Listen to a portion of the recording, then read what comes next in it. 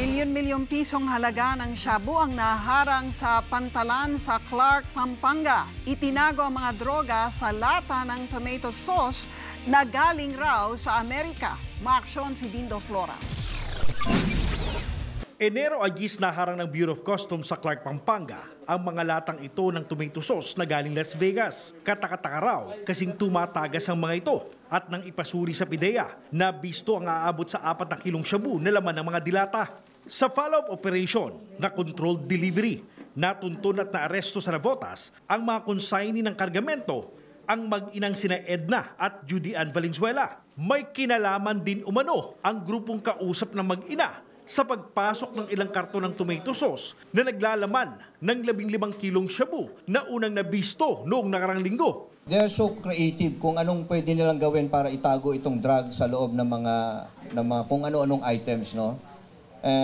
Yun ang tinatabawan ng PIDEA at yung Bureau of Customs na talagang tutukan itong mga packages na pumapasok. Otherwise, kung hindi natin tinututukan to, hindi sana natin nahuhuli yung mga ganito. Ayon sa PIDEA, 35 drug importation na nagkakahalaga ng 700 million pesos ang nangyari nitong 2018. 31 raw dito ay galing sa California, USA.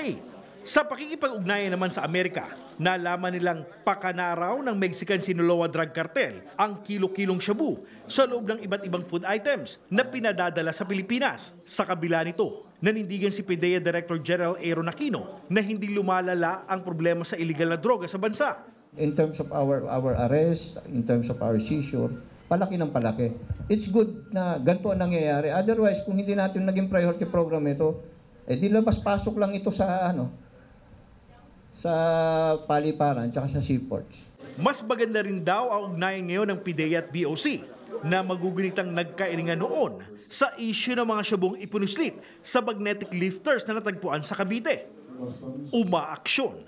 Dindo Flora, News 5.